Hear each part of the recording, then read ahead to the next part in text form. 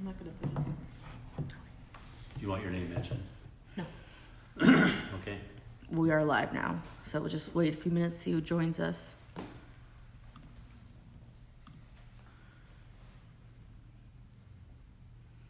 We have Tanner is on.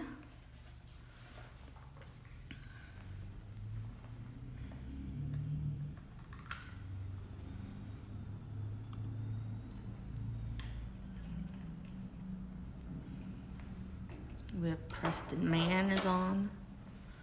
Right now we have 4 people. Preston says hi, Cliff. Well, hi. Hi, Preston. Just a little bit like that.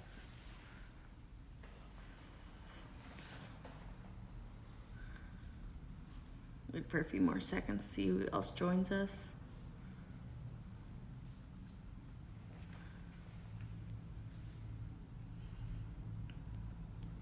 All right.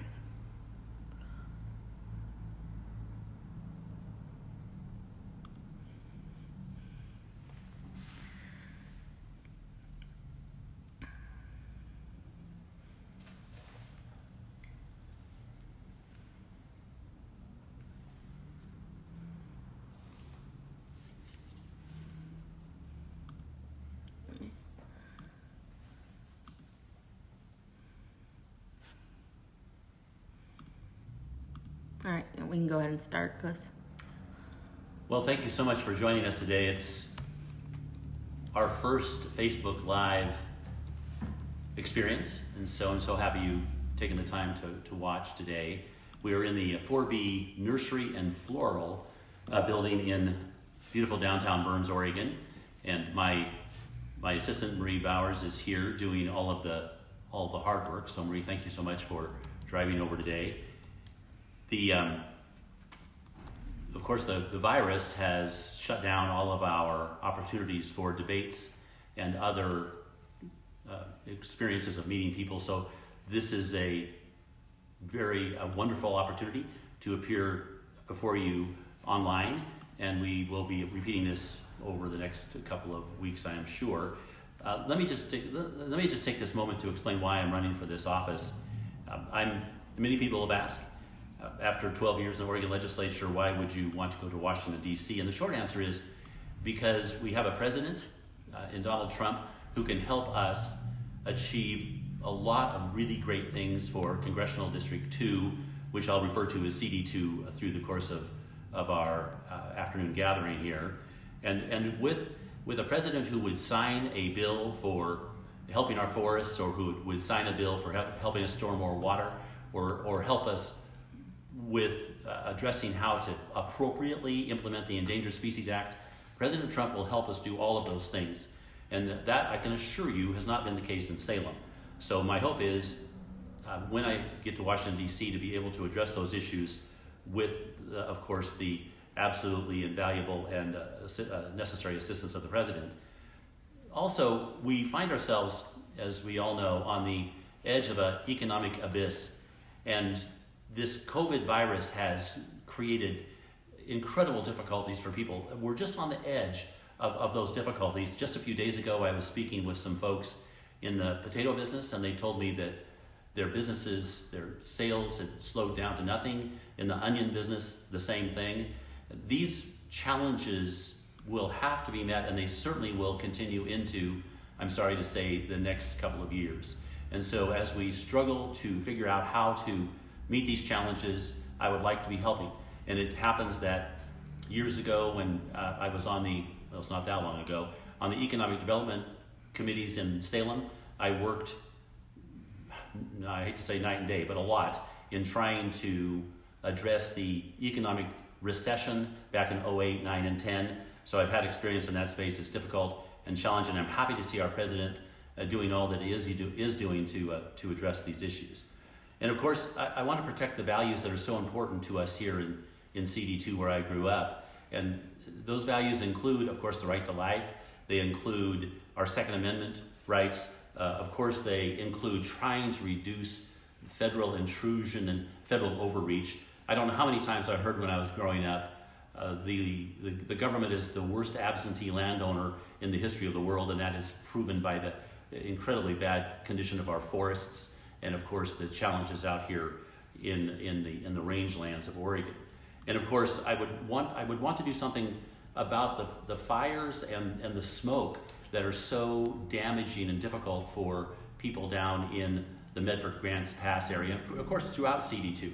But in that space, I've learned just how incredibly difficult the smoke coming out of California is and what it's doing to those communities, damaging them terribly. And we need to get back into the forests in some fashion so that we can reduce the huge amount of wood that's growing up around them, putting people at risk and entire cities at risk. We need to do something there.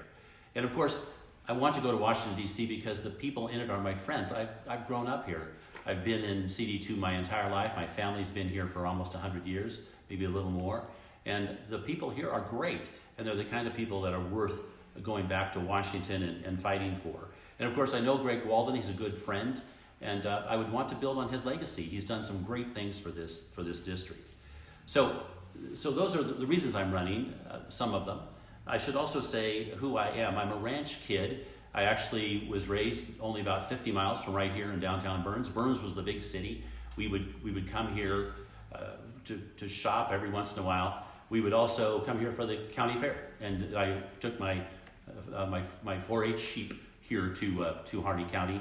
The first year we did it, I got reserve grand champion.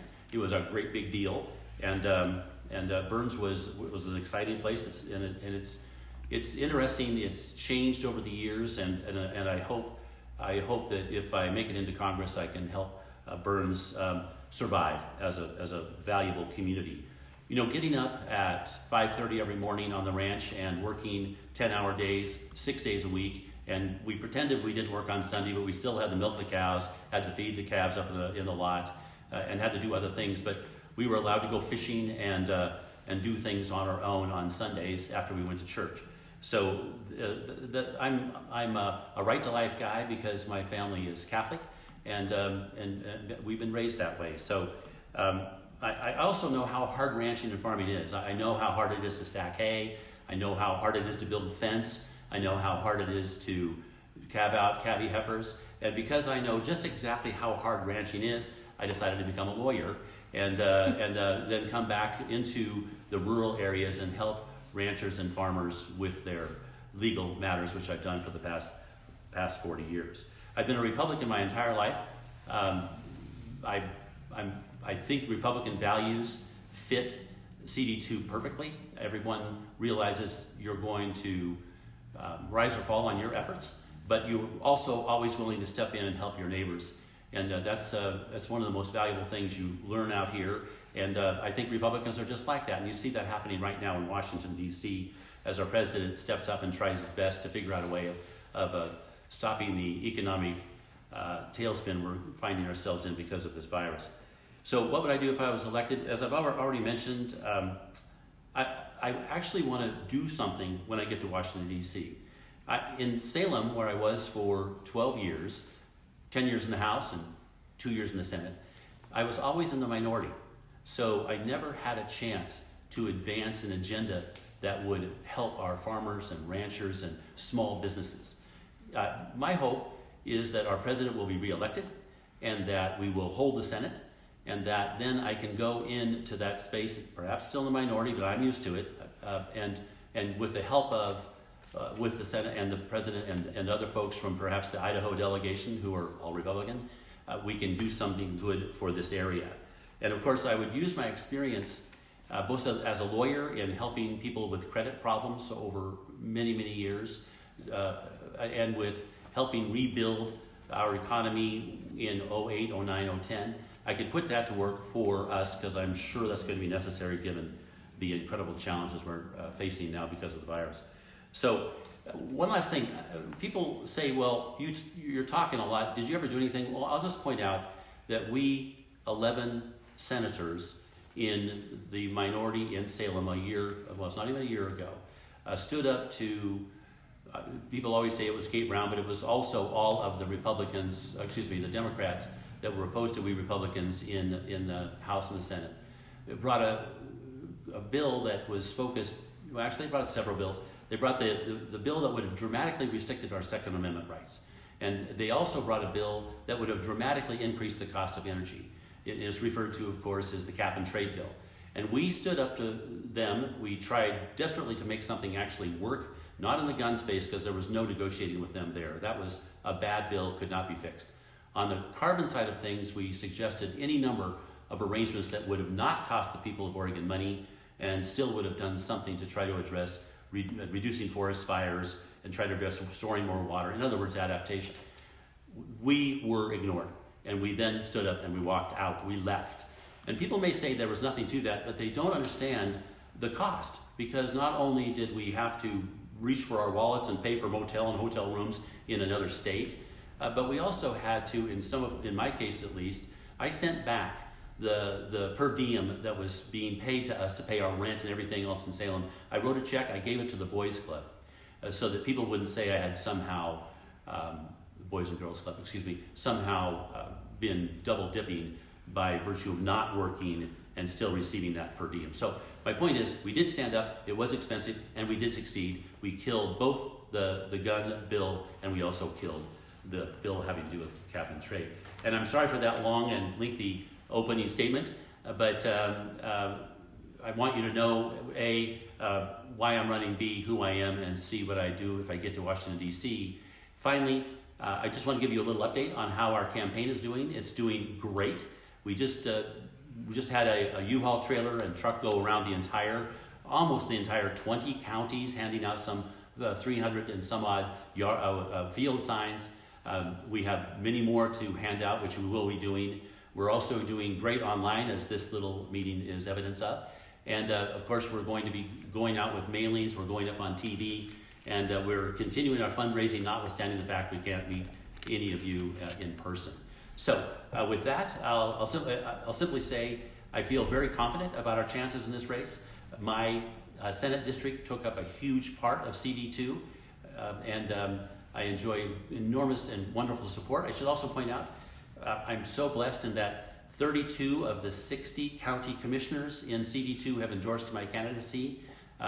Senator Bill Hansel has also endorsed my candidacy, and I want to thank him for his support. Many of the senators in Oregon's Republican side have endorsed my candidacy.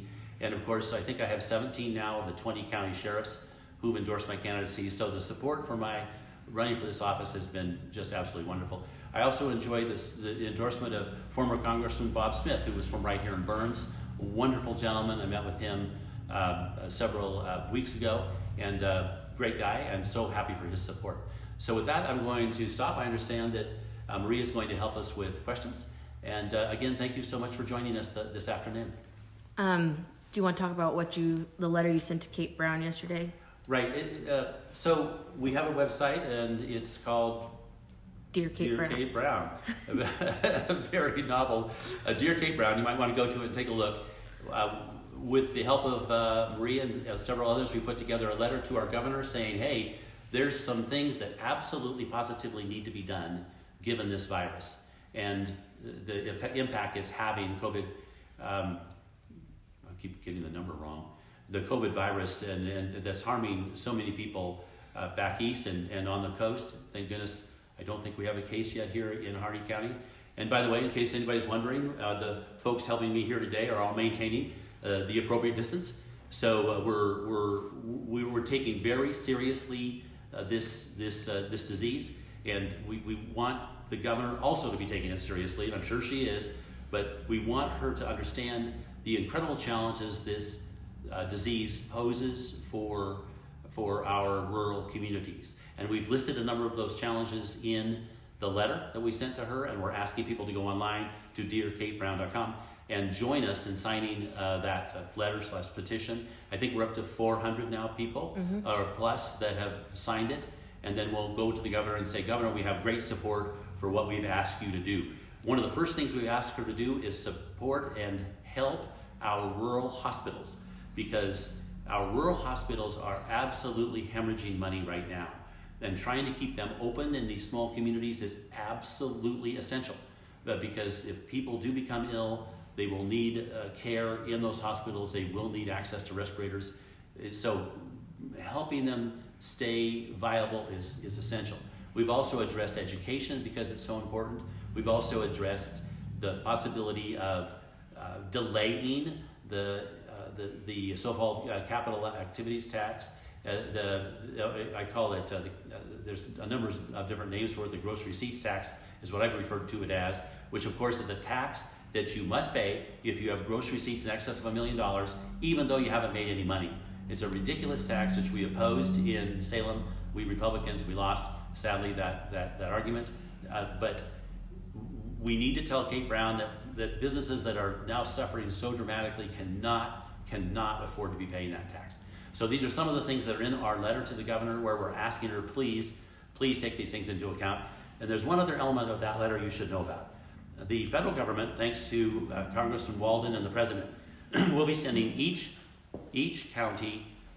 state $1.2 billion more or less.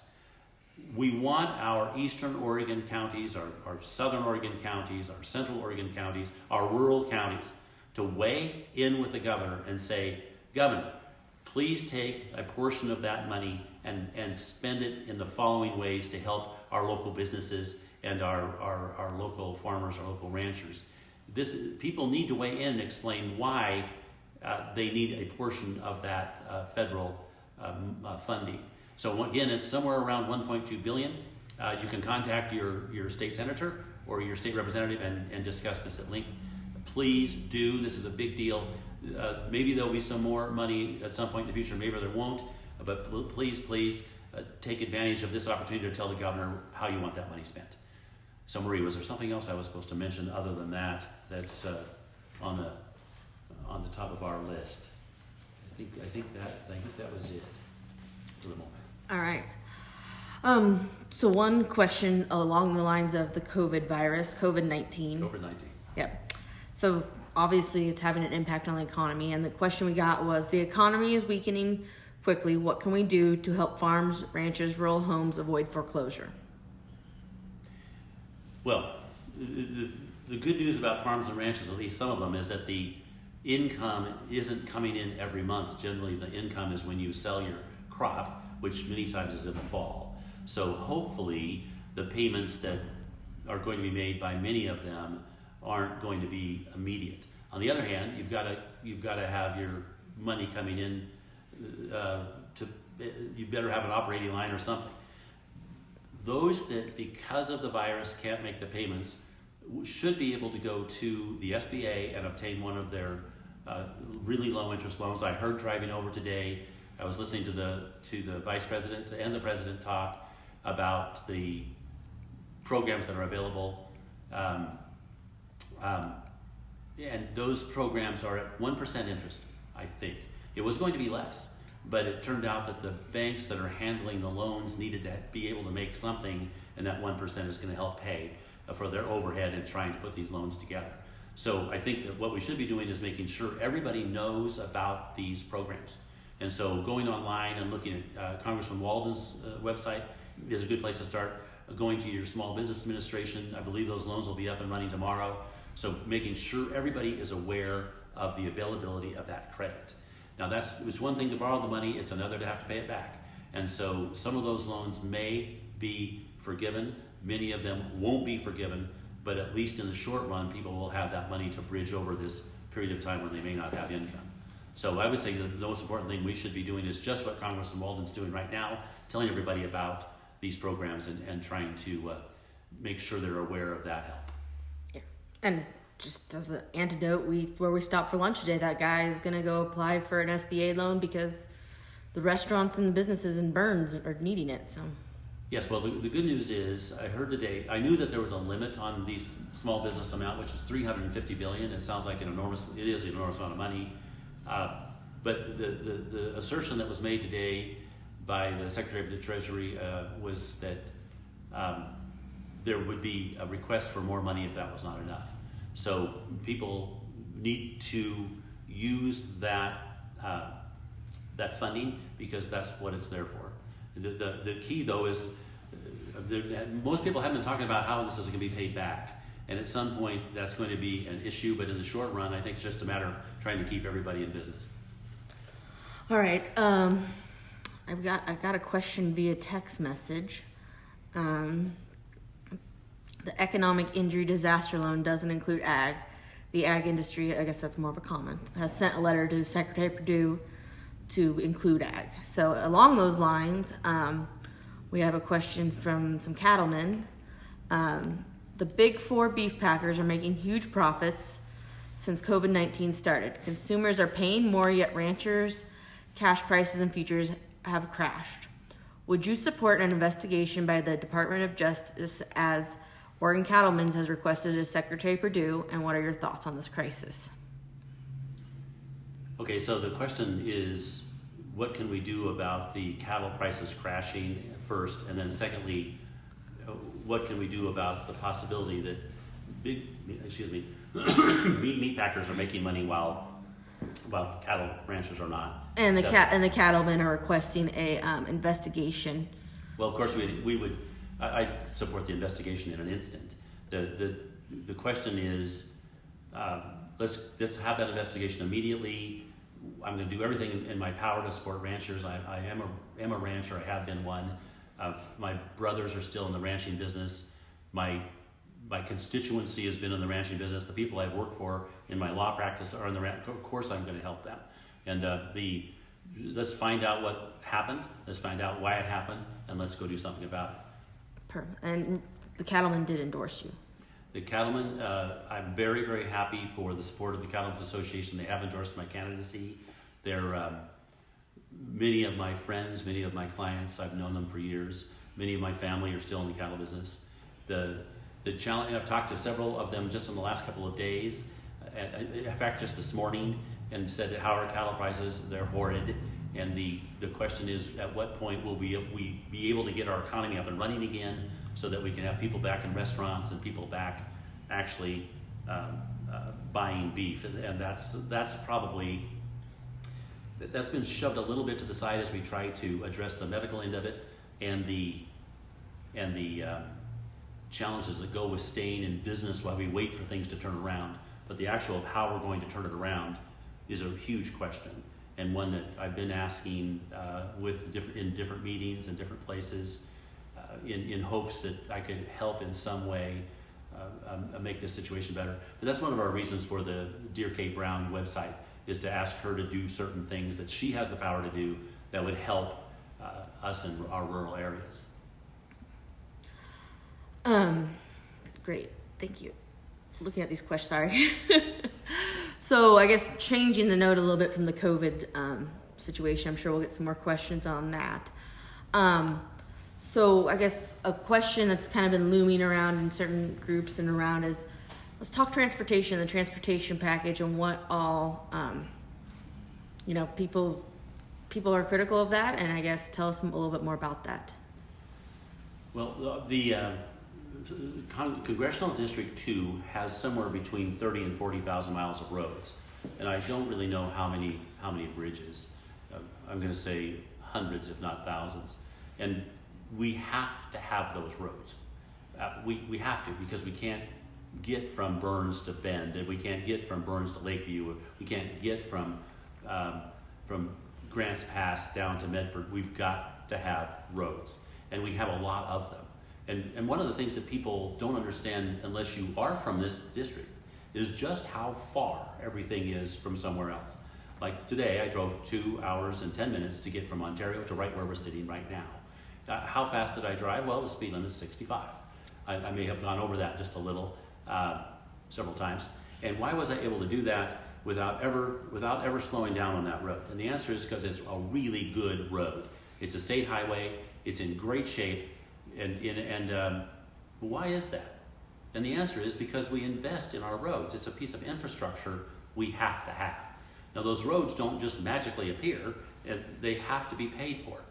And one of the things I was able to do with Greg Barretto's help, Representative Barretto, some years ago, was increase the speed limit. It used to be 55 on all these roads. It would take you forever. I helped, in fact, I sat down in my office in Salem with a magic marker, and I outlined the roads on a map that were going to increase from 55 to 65. And I took that down to Legislative Council and said, here you go. This is the roads we want to increase our speed limit on. And that's how it happened. Because then I added that to Greg Barretto's bill that increased the speed limit on the freeway. Why were we able to do this? Because our roads are so good. Our roads are great. And then when the safety people came in, Troy Costalis is his name, he's an ODOT employee, a wonderful guy.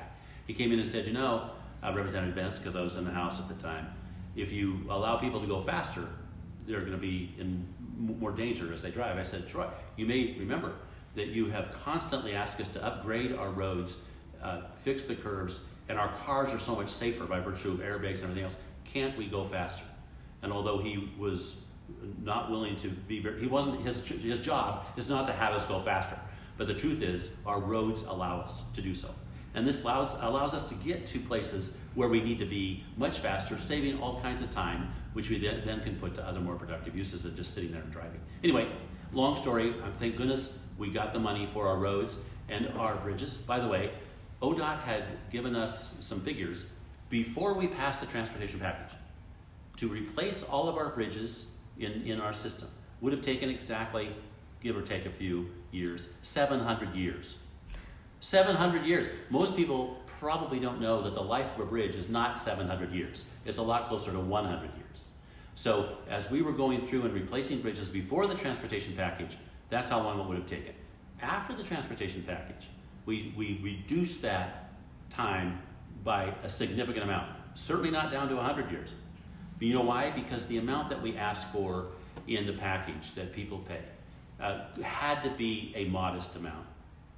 And why? Because you've got to pay your bills. And you have to, some people say, we're not going to do this. We don't want to have to pay more money.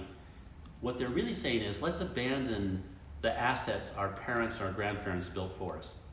Let's let them just crumble into, why would we inherit a wonderful asset, a wonderful road system from our parents and then let it crumble? Why would we do such a thing? The transportation package was designed to make sure we didn't let that happen. And so there are many good things in it. There's hundreds of millions of dollars that were driven into, will be invested in CD2 as a result of that package. I'm very happy for the time and effort it took. It's a good thing for the infrastructure of our part of the state. All right, one of the questions we've received via Facebook from Joe Spindolini: what makes you more qualified than your opponents? So there's 11 people running for this job, and some of them I don't know very well. I don't know them well enough to say what their qualifications might be. But I do know this: I've grown up in this space. I'm from CD2. My family's been here 100 years. I've represented as a lawyer farmers and ranchers across CD2. I've spent 12 years of my life in the Oregon legislature working on issues to try to benefit a huge part of CD2. I know how the people make their livings in CD2. I know CD2. When I went to law school, to learn about water law so I could be an expert in the water area, and I've been helping ranchers and farmers preserve their water rights for years, and I know I'm the most knowledgeable of anybody on that list of 11 candidates when it comes to water. I would also say that I'm the most knowledgeable when it comes to how farming and ranching works, because I'm still farming. My wife and I live on a 110-acre farm. It's a part of it's being farmed in onions this year. I know farming, and so I believe I'm more qualified because of that. And then finally, I've spent huge amounts of time traveling this district. I know distance. I know what it's like to hop in the car, as I did today, and drive a couple hours to get here, and I'll turn around and drive back, and I'm perfectly happy with that. So there's 3 reasons, and I could go on longer, but I'll stop there. Let's talk about water for a second. Sure. So, the governor, I think you made a statement on this a couple weeks ago. The governor said she supported removing the 4 lower Snake River dams, and I guess you want to talk about the water dams and kind of that area of your expertise. Yeah. Well, I oppose taking out dams. I'll just tell you that right now, and the reason it has to do with the fact that dams provide clean power, which many people are in huge need of now. One of the things that many people don't know about dams and ones that generate electricity is they offer an opportunity to balance our energy supply when our green power, which is wind and solar, isn't available. So a dam is basically a huge battery, and you can let the water go in, let the water go out by adjusting the water flow through it. That's not true for wind or solar. So there's a huge value in a dam and the water behind it just because you can balance out green energy. There's a huge value in transportation because, as you know, on the Columbia River system and Snake systems, we have barge traffic that's hugely important for getting wheat and other commodities up and down the river in one of the most effective ways we have. There's a huge value in dams in recreation, which people hardly ever talk about. So my initial default position is always going to be don't take out the dams. Now down in the Klamath, it's a hugely complex situation in the Klamath, and one that I think the 4 dams, there's a number of dams there, but I think 4 of them are on the list to be removed. I could be off on that. Again, it's a complicated space, but some of those dams are on the list to be removed.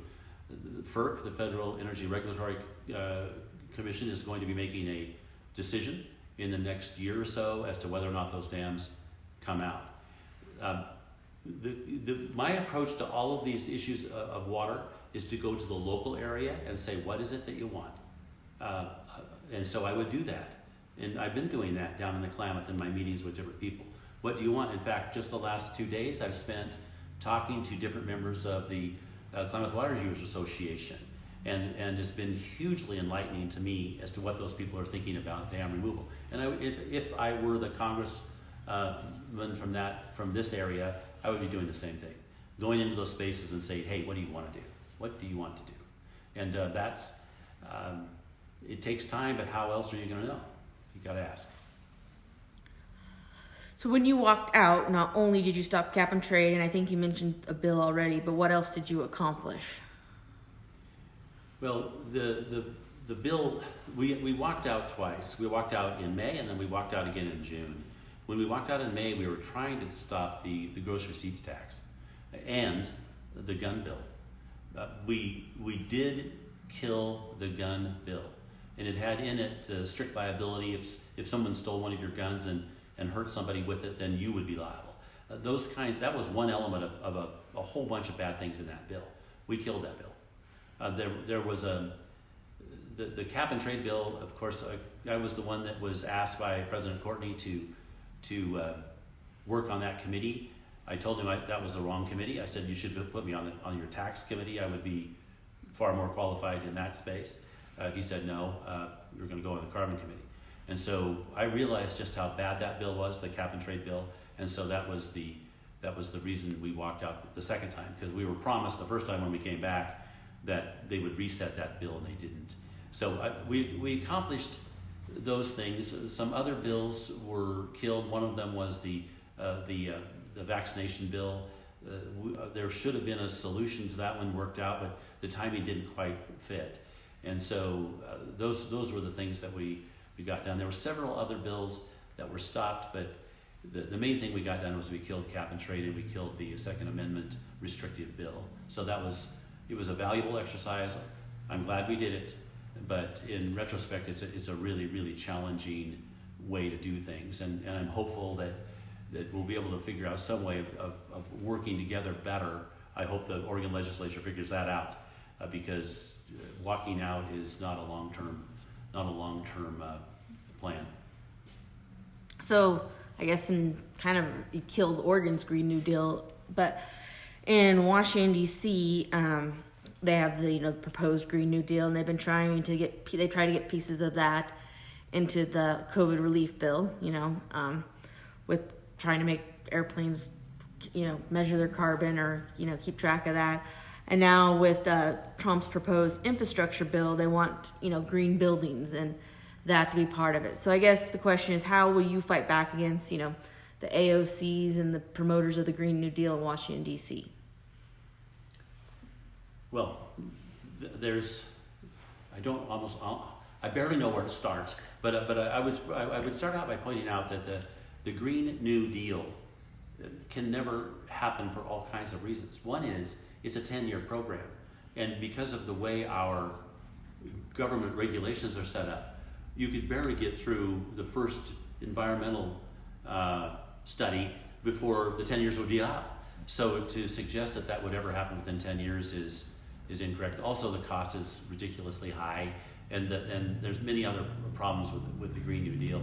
What I learned though in Salem is that logic didn't work.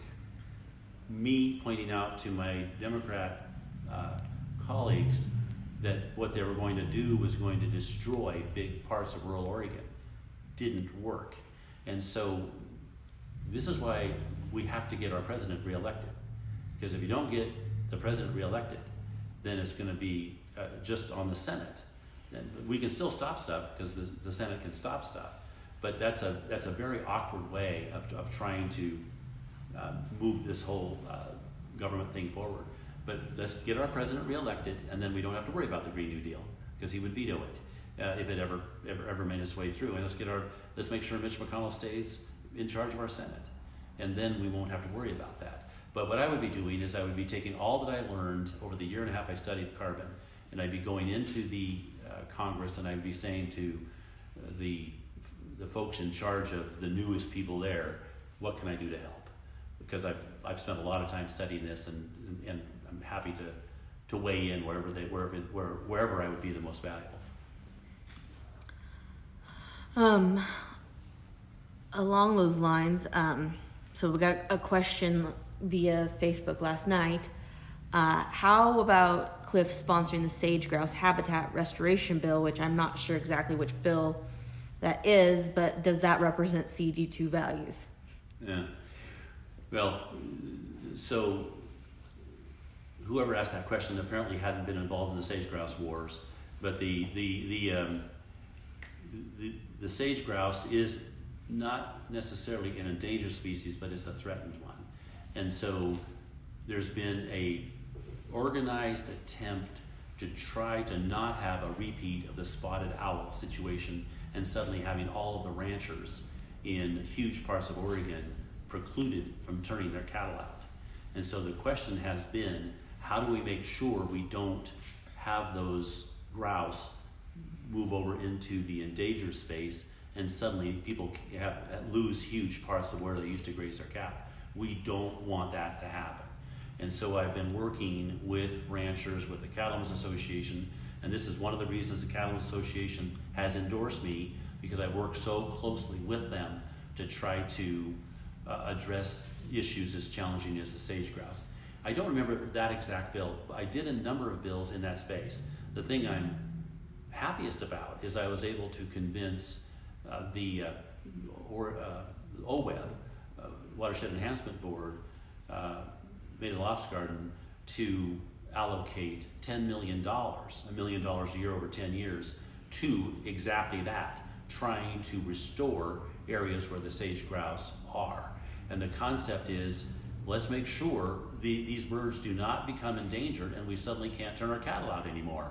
I mean, that's what we're trying to do. And so if you just turn a blind eye to this and say, too bad for the grouse, then you're basically saying, too bad for the cattlemen. And so, frankly, I support the cattlemen. And so I've worked very closely. I don't know how many sage grouse meetings I've gone to. The cattlemen have worked incredibly closely. Everybody's been working closely to try to figure out how to manage this really challenging situation while we're still able to graze cattle.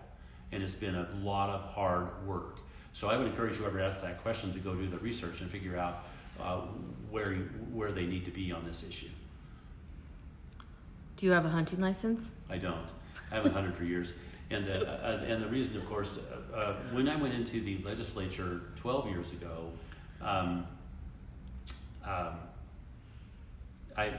they don't pay you very much, and so in your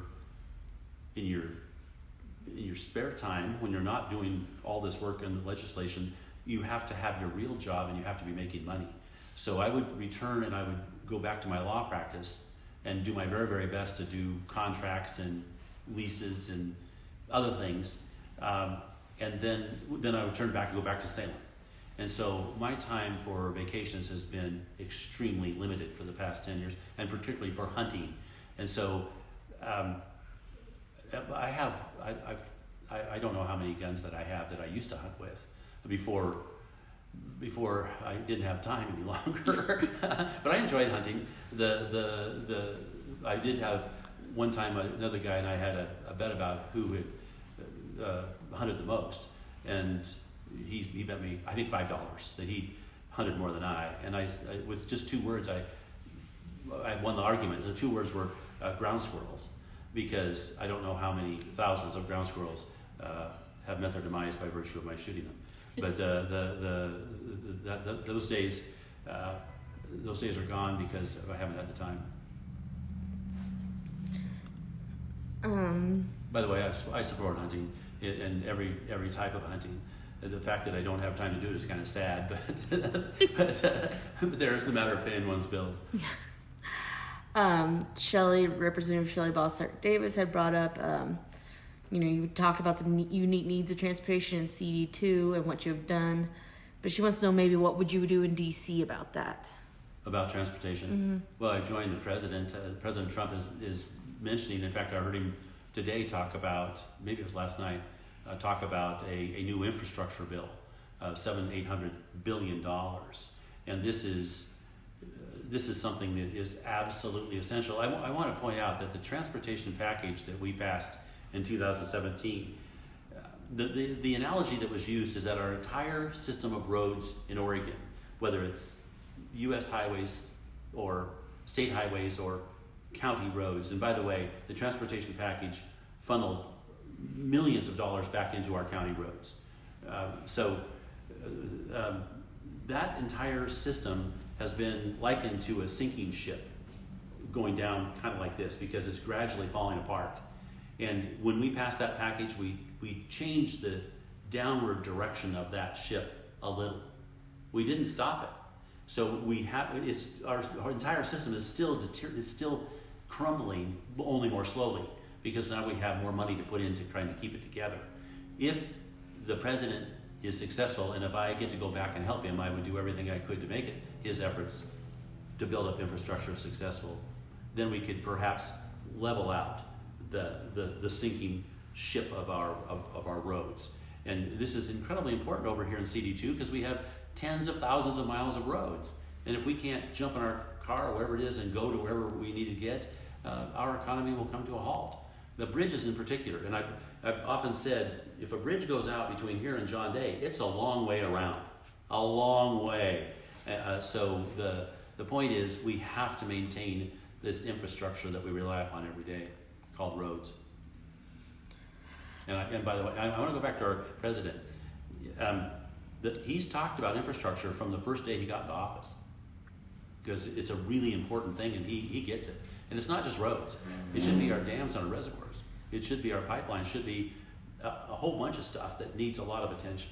So I'm very happy he's talking about it. Let me see if anyone else on Facebook has any more questions. Oh, your nephew wanted to know why you have such great hair. Right. Well, I'll just say one thing, it's real. How's that? He said you have the best hair out of all your brothers, so. Yes, well, some of my brothers don't have any, so that's a low bar, a better way to put it. I would simply say to my nephew, thanks for the compliment.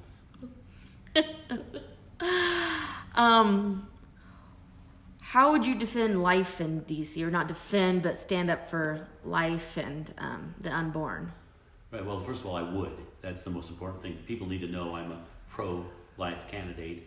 I received the Gail Atterbury Award for my work in the anti-abortion space and also the end-of-life space. And I won't bore you with how much time I've spent trying to oppose some of the accelerated assisted suicide laws that passed over our strenuous objections. If I went back to DC and these issues were to come up, I would be doing the same thing I had done in Salem, which is oppose them. I would also, after the president was elected, about 5 or 6 months after he was elected, Congressman Walden asked if I would be willing to act as the lawyer who vetted some of the judicial appointments to the Ninth Circuit for the president. And I agreed instantly, and I was one of 2 Republicans out of, there were 5 Democrats, 2 Republicans, and we reviewed 44 applications for appointment to the Ninth Circuit and the District Court in Portland. And it was absolutely essential that we find conservative judges that would appropriately address life issues, and that is to support life as opposed to not to. And I'm happy to say that as a result of those efforts, we have 2 wonderful women judges, Karen Immergut in Portland and Danielle Hunsaker now in San Francisco on the Ninth Circuit. So that's the kind of thing I would hope I would continue to be able to do, because I am a lawyer, I know that space, and I would hope I'd be able to help the president in identifying appropriate appointees to the courts, because that's a big space and an important one. And then as far as being a congressman in that space, I'd be doing all I could to try to address some of the other issues. And they're complicated, and I cannot recite them off the top of my head, but I'd be doing my best to advance that agenda. I think there was a question about the Affordable Care Act. Would you work to appeal it, or repeal it? I guess would be the proper. Right. Well, if we're going, I would join the efforts to repeal Obamacare. But to say that that's not the entire answer, because there's so many issues in the healthcare space that need to be addressed. Starting with the repeal, there's been many different efforts to try to do it. The court may decide that it's not going to work. Also, it's a $3 trillion issue, so just to say that how we're going to fix it is difficult. I will say that competition is hugely important, allowing insurance companies across state lines. This is a standard list of things that people want to do, and I would join whoever's working in that space and try to help them. But it's a hugely important issue, particularly now as we look at this COVID-19 situation. Okay, another question we got from the Representative Shelley Bossart Davis is ODOT just announced prioritizing climate change by establishing a climate office. And she says in these unprecedented times, this seems tone deaf. Is your thoughts on that? Right. Well, I'm guessing they're doing it because they've been told to do so by the governor. That'd be my guess. And what's happened is the governor has been very unhappy that we were able to stop the cap and trade bill. So she's now going to each of her departments, and she's telling them to do at the agency level what she couldn't get done at the legislative level. And so that we'll have to wait to see what they actually do, and then see who's going to challenge that in court. So you're right, and at this particular time, it should be everybody focusing on how in the world to keep everybody in business. Because what's going to happen is everybody stops driving, then the money that comes from selling gas at the pump drops dramatically, and the money coming into ODOT drops dramatically. So I would be, if I were the director of ODOT, and I'm not, I would be thinking about not staffing that office until I'd figured these other much more important issues out. Yeah, that's a good question, though. Another question is from Chad Russell. How do you feel about balancing civil liberties during this time with the governor shutting down businesses across the state and country? I know many that are concerned about this since they can't go to work and are healthy, can wash their hands and stay 6 feet away from people. Well, Chad, that's an incredibly challenging question, and the answer is going to depend a lot on each person themselves being educated as to what we need to be doing to keep everybody safe. Many people have suggested that the president was slow in his response to the virus. What I've said is that this is a free country, and you don't just come in and yell at everybody and tell them this is how it's going to be, because you'll get exactly the type of question that Chad is asking, which is basically saying, hey, you're not the boss of me. I'm going to do what I want. And so what I think has to happen is you've got to go to everybody and say, hey, being free to do whatever you want is absolutely the essential foundation of America. But at the same time, we can't put other people at risk, because it's just like crying out fire in a crowded theater. You can't do it. If what you do is going to put other people at risk, then we need to figure out how to make sure that's not happening. So what I would be doing is, one, educating everybody up as to the risk, and then two, doing our best to figure out how to let people move around without putting other people at risk. So that's very, very challenging. But this doesn't mean we give up on it. By the way, I hate to say this, but if you want it, if Chad, you should go take a look at the most recent Economist magazine. It goes through this exact issue and says if you let government take over now, it'll be very difficult to make them let go of that power. So Chad's concern is a really good one. But the challenge is, how do we meet this immediate danger without giving up freedoms that we never get back? And so I'll guarantee you I would be doing my very, very best to preserve freedom, but at the same time trying to keep everybody safe. So he's right, it's a balancing act. I think we're pretty much coming up almost to an hour now. So I guess I don't see any more additional questions. Do you have any? So what's some closing remarks? Well, first of all, I want to thank you for coming over and setting this up. Maritha, you're very, very kind and very patient. I should mention we've had about 50 people total, 50 people constantly watching this entire time. So. Well, I'll be looking forward to their remarks. I noticed that when one runs for office, there's never a lack of advice about how to do things better, and I look forward to getting better at this. And I look forward to the next one of these opportunities. So I want to thank all those who joined us, and please share with me your remarks about what other topics you would like to hear us discuss the next time we do this. And also I want to say my campaign is going great, and I feel very, very confident that we'll end up being in Washington, D.C. A year from now. So, yay. And visit cliffbentz.com to learn more about him. Of course, cliffbentz.com. Thank you so much. Yes. Thank you guys for watching.